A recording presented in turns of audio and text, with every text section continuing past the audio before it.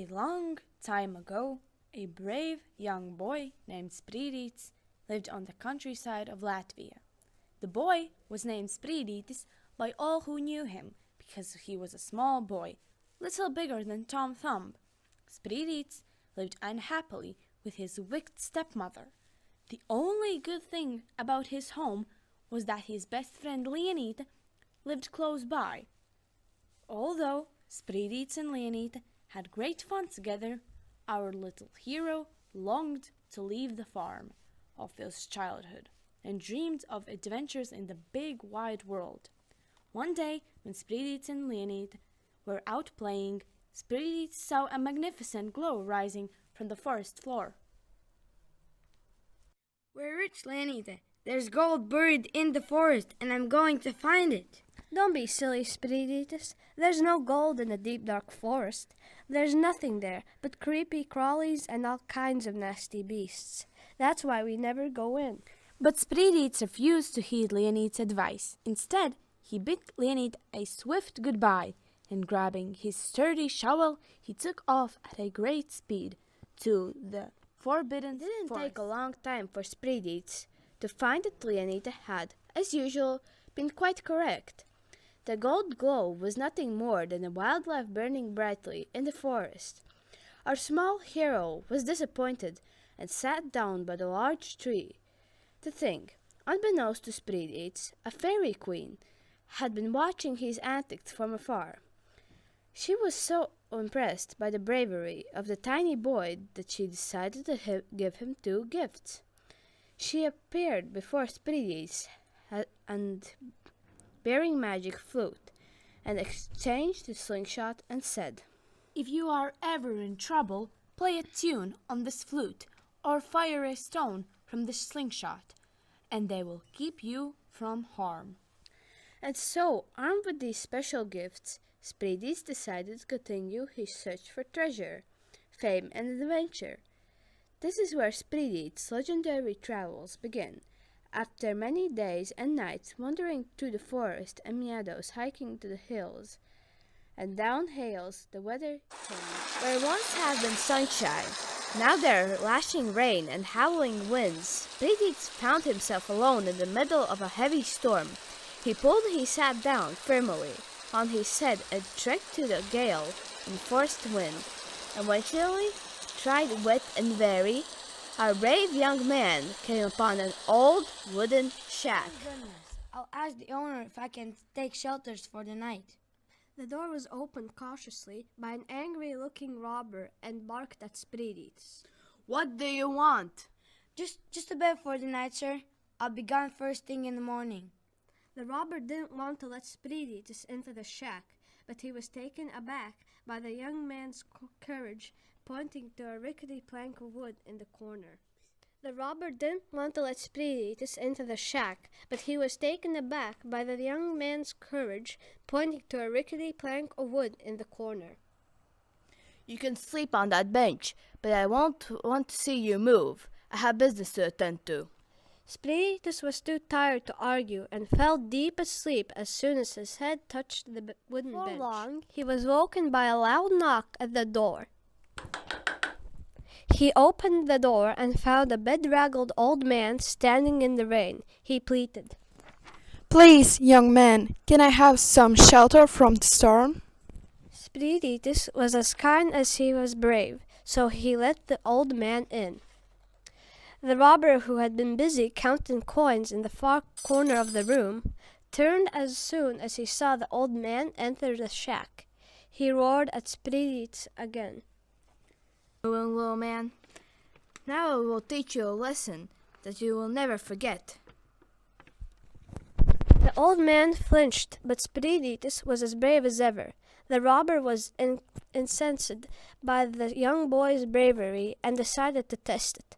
He held our hero's tiny hand close up to the fire and waited for him to scream.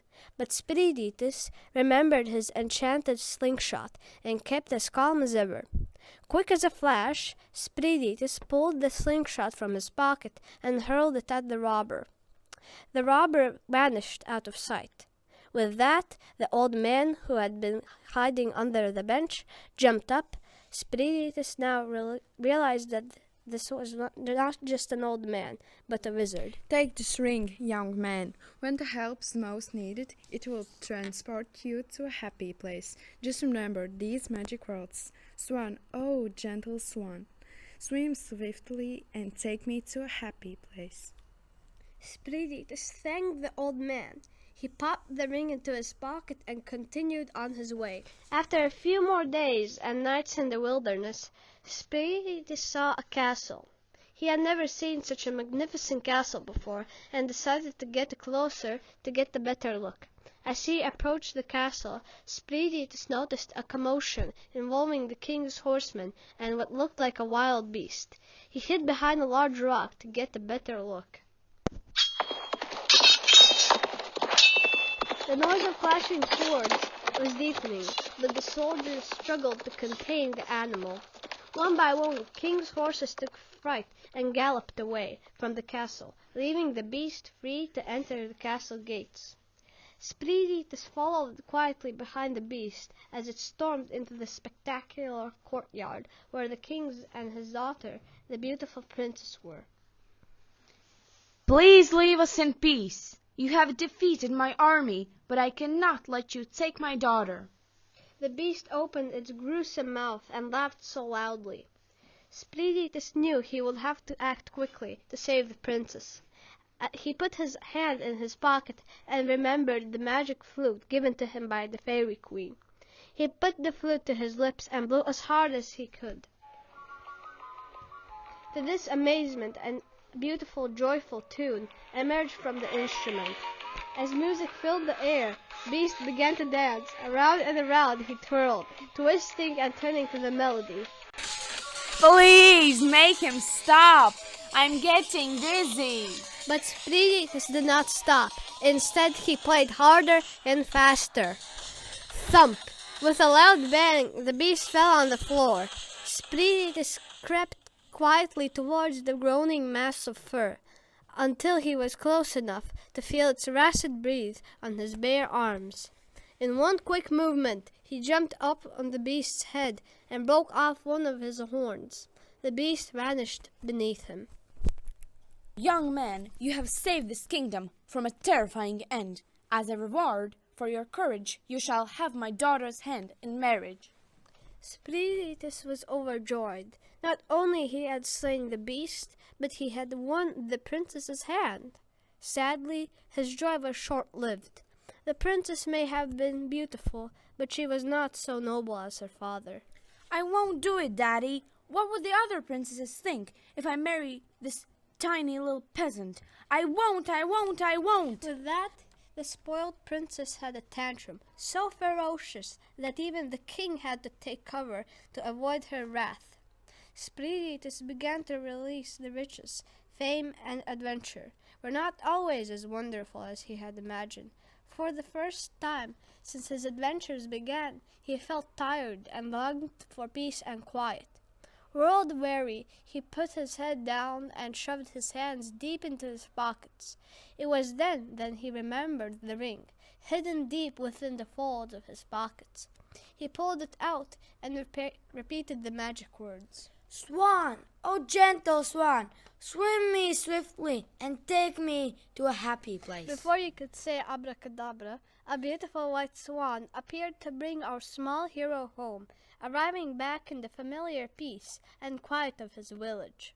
Spriditis was greeted once again by his best friend Leonita. Taking her by the hand, he thought to himself, I have traveled the world only to find happiness right here at home.